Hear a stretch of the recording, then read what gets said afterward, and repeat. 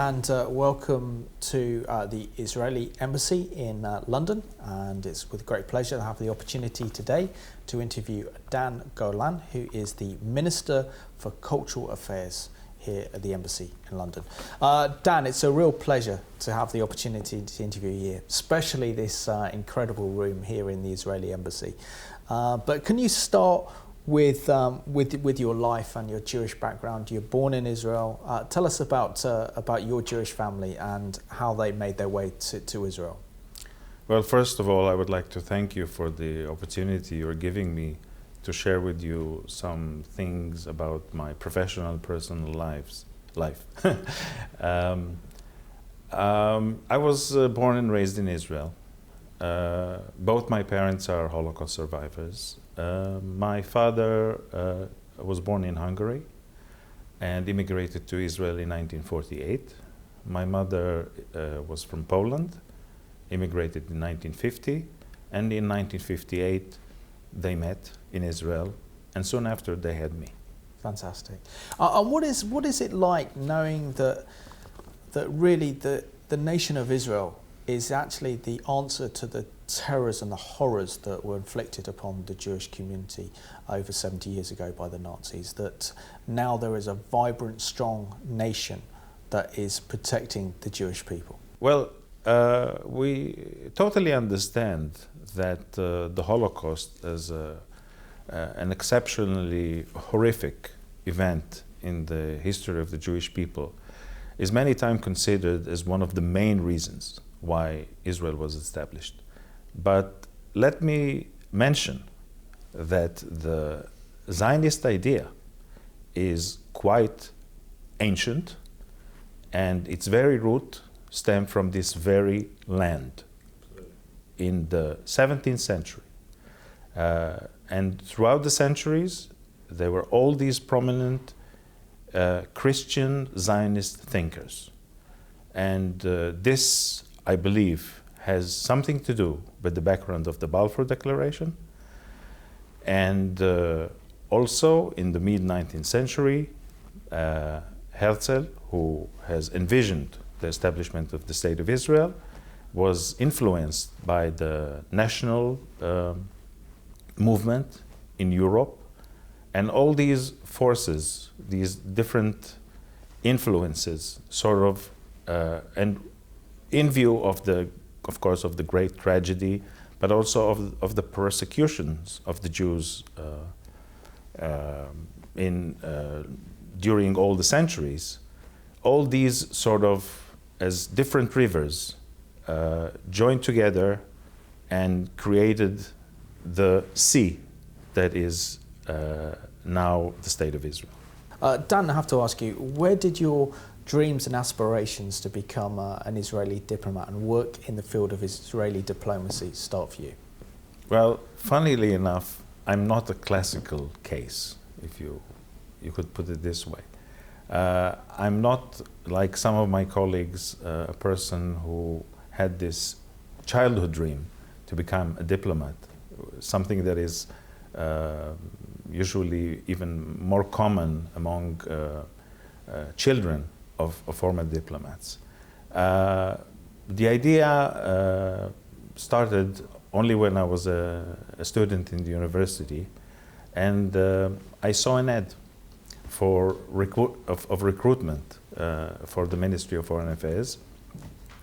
And I would like to mention that when I appeared in front of the selection committee in order to become a diplomat, what I said, and I guess this you could say that in my personal case is actually the root from which it all stems, is that as a young man, the first time I went abroad, I planned a trip of 6 weeks. And after 3 weeks, I couldn't continue because I missed Israel so much. And I told the committee something that crossed my mind right after, and that is, if I miss Israel so much, maybe I can serve my country abroad, and maybe I can convey in some way how wonderful Israel is, and to sort of share this emotion that I have towards my country, that they will also see I'm here, but I really am there emotionally. So what is it like then, being an Israeli diplomat and representing the nation of Israel, knowing that Israel is reborn as a nation back in 1948, and that for generations and generations this has been the aspirations of your forefathers to see the Jewish people re-established in the ancient covenant homeland, which is Israel? Yes, well, I would say there are two levels here. The first one is because of the fact that the country is young, we do not have centuries of a tradition of diplomacy. So, in a way, in a few ways, we are, even now, almost 70 years after the establishment of the state, are still learning from other more established diplomatic services. Of course, we look up very much to the standards of how the Foreign Office is being managed here in the UK, but also elsewhere. So this is one level.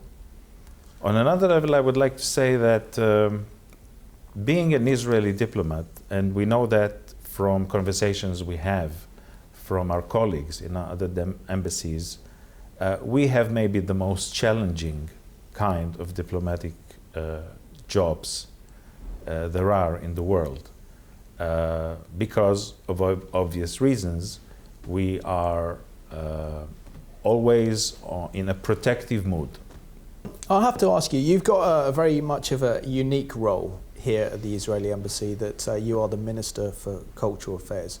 What does that role entail, and what does your job description allow you to do here at the Embassy? Well, I would say like any other cultural attaché of any country, my aim, my goal, my aspiration is to bring over Israeli art and culture from Israel for the enjoyment and the enrichment of the local public. And I do that by bringing over the people and products of all kinds of creative energy that Israel is identified with in all the domains of art, whether it's film, literature, theater, dance, painting, and sculpture. I believe that the best way to win over the hearts of people is just to show how positive and beautiful, I would say, you are. And just to be there and propose what you have to offer that is of quality. And I believe that people who are interested in all these kind of creative fields will be attracted to, so to speak, consume the excellent Israeli products that are being offered to the world. Dan, I have to ask you, what role can art, culture and sport play in enhancing cultural relations between Britain and Israel? Well, it's quite obvious, I would say, that all these relations are geared for enhancing the mutual acquaintance of peoples. And I mean, after all, what characterizes the relations between two countries when everything is normal? Commerce, commercial ties, and culture. And like any other embassy, we are we are aspiring to develop these relations as much as we can. In the case of Israel, I don't think it's futile to mention that because of Israel's challenging situation, Israel is being portrayed in the media as though it is conflict only. And this is not true. We do not, as an embassy, ignore the difficulties. We do not ignore the challenges. All that I'm trying to do as a cultural attaché is actually to state, there is more to Israel than just these topics. Alongside the difficult issues that are still need to be resolved, Israel has something positive, something worthwhile to offer.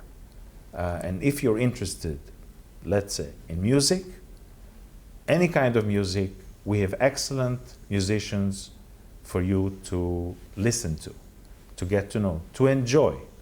So the fact that there are political challenges should not have any effect on enjoying the Israeli artistic product. Absolutely.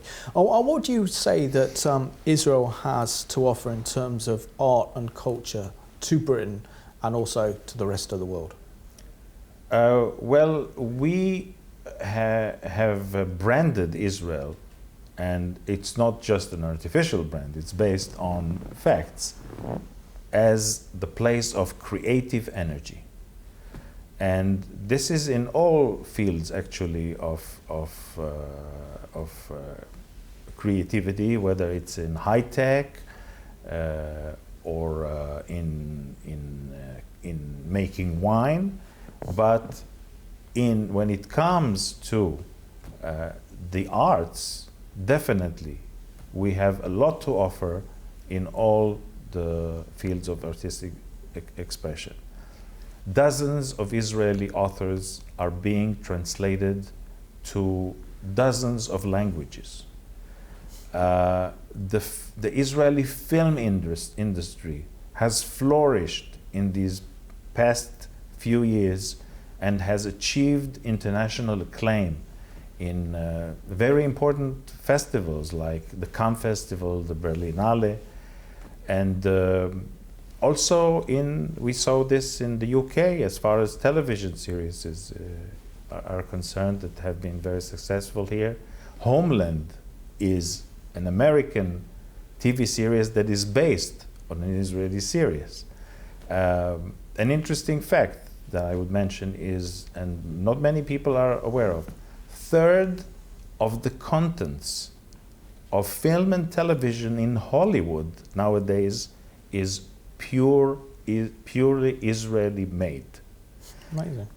Also, very soon, I'm happy to tell you, because I have the permission to do that, that very soon one of the British channels will start to broadcast an excellent Israeli series called The Baker and the Beauty, an excellent comedy, and it will start to be broadcasted before the end of this month. Dan, can you share with us maybe what that special ingredient is down to the success of Israeli films? I mean, the film Bashir won an Oscar a few years ago, and other films have won international notoriety around the world. What do you think the key ingredient for that success is? Well, with this question, you're getting me a little bit in trouble. The thing is, I've just mentioned that we are trying to say that Israel has things to offer alongside the conflict. But I have to say that in a very significant sense, Israeli drama is, of course, inspired very much by the real life drama. I mean, after all, drama needs conflict, and conflict we have, and if it is portrayed in an excellent cinematography way, then of course it becomes very successful. At the same time, I must say, as I've just mentioned, we have excellent comedies, documentary films, and I think it's also worthwhile to mention that we have excellent dancing companies like the world famous Batsheva. We have dozens and dozens of excellent musicians. The Israeli Philharmonic is a household name for anyone who is a classical music fan. Sadly, we see that Israeli culture and Israeli society is overshadowed by the conflict. What role do you think that culture can play in public diplomacy to project a different image of Israel that is portrayed by our mainstream news TV broadcasts? Well, when artists create, they make a personal choice.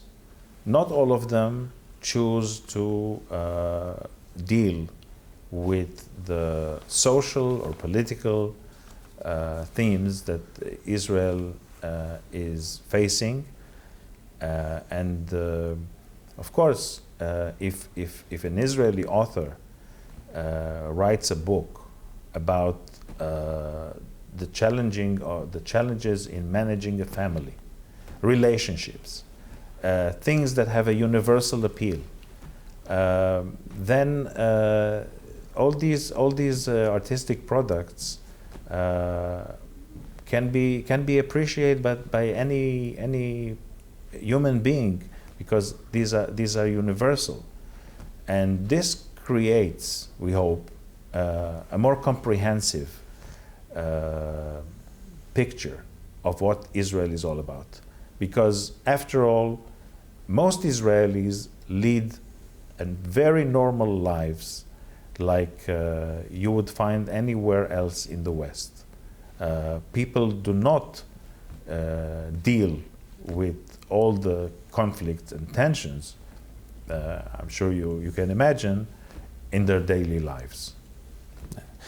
Can I share with you one experience of where I've seen incredible cultural ties built between England and Israel, and that was in a very important qualifying game for the European Championships back in 2007 when England played Israel. Sadly, the game was a bit of a boring game. It was 0-0, but the hospitality that Israel showed to the England fans was absolutely incredible, setting up a fan zones, welcoming them in the pubs, and the English fans themselves were overwhelmed by Israeli hospitality, that when the Israeli national anthem, the Hatikva, was sung, the England fans clapped the national anthem. Now, that's pretty unusual.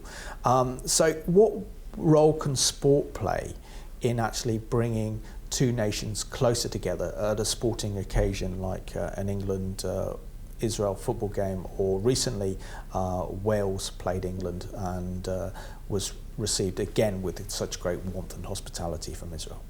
Well, as I'm sure it's the case with any match between two countries, hopefully, if there's not too much tension between the rival fans of both teams, these encounters lead to a very, very nice atmosphere in the fields, in the football fields.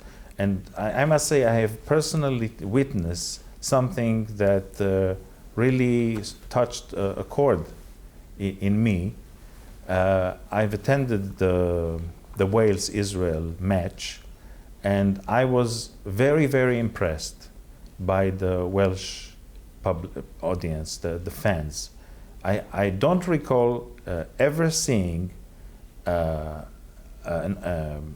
fans of a competing team clapping and cheering when Israel was doing something impressive. And I cannot add anything to that. You have mentioned the warmth of Israeli hospitality. I would like to say that I'm a great believer in the role that climate and landscape plays in shaping the mentalities of people. Israelis came from all over the world. We are either immigrants the sons of immigrants or the grandchildren of immigrants. But we came to a certain place, and the place, no matter what our origin was, made us a Mediterranean, welcoming, warm people. Absolutely, I can testify to that. And personally, you've been very much involved in consulting with the International Shalom Festival to advise on what Israeli acts and artists to have at the world-famous Edinburgh Fringe. Can you share with us your involvement in this, and also how important it is to demonstrate the incredible diversity and richness that is Israeli culture today?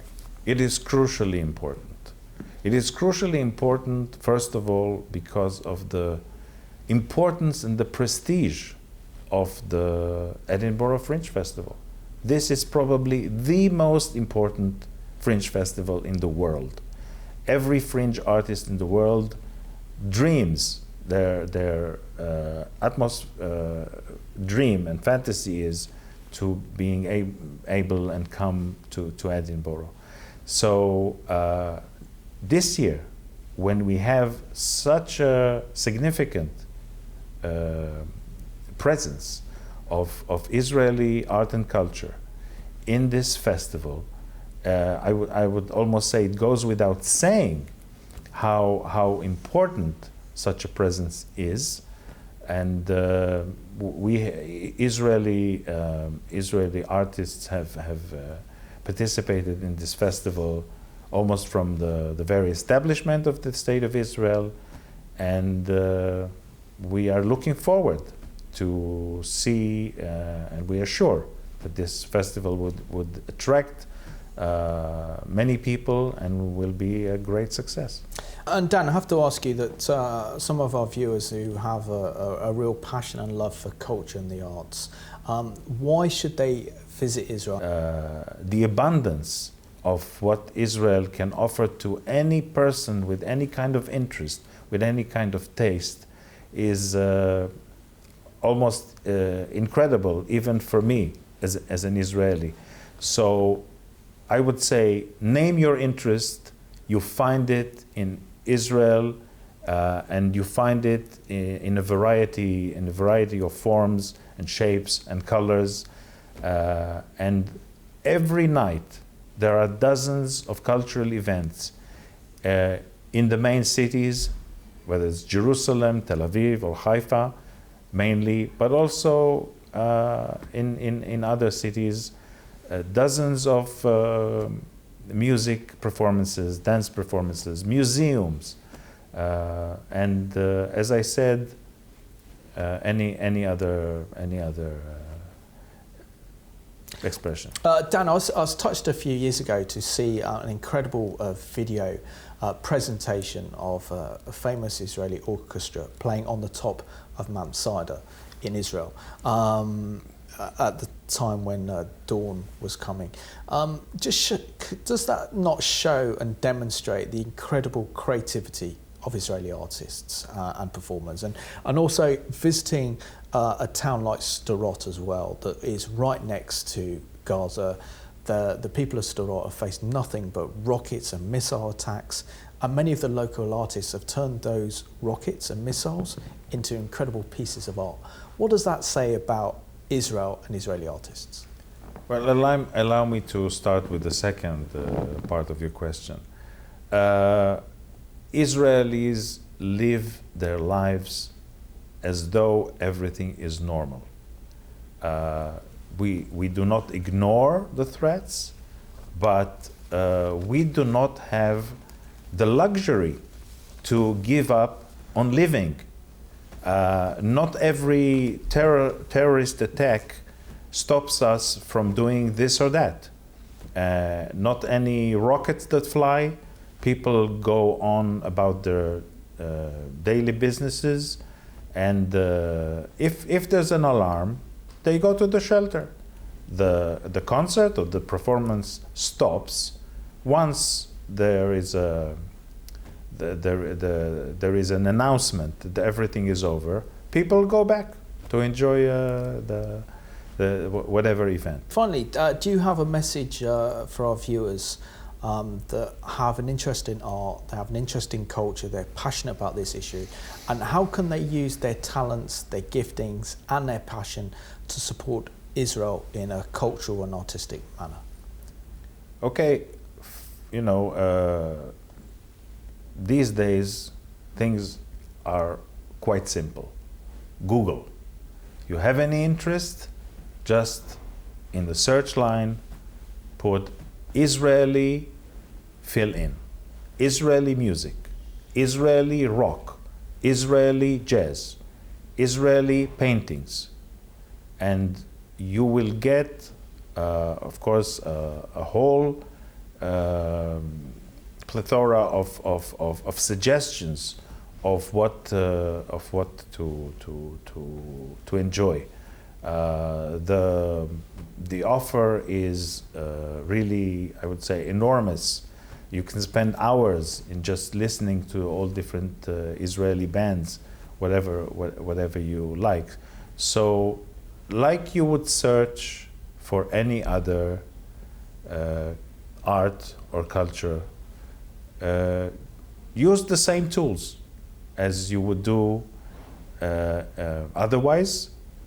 Our hope as an embassy is that you will become so tempted, so attracted by what Israel has to offer, is that eventually you will go and visit the country.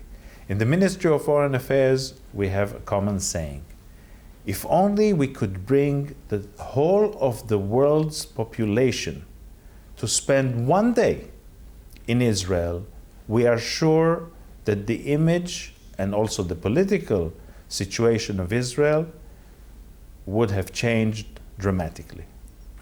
Dan Golan, I want to thank you for this opportunity, for allowing me to interview you today here in the Israeli Embassy about your passion for art and culture, and that comes across very well. And it's so refreshing to do an interview talking about Israeli art and Israeli culture, and how that is making a positive impact on cultural diplomacy. And I think you're doing a great job here, and I'm sure that our viewers also really appreciate your passion, interest in art, and realising that this is a way of building and strengthening cultural ties between Britain and Israel. I enjoyed this interview very much. Thank you very much.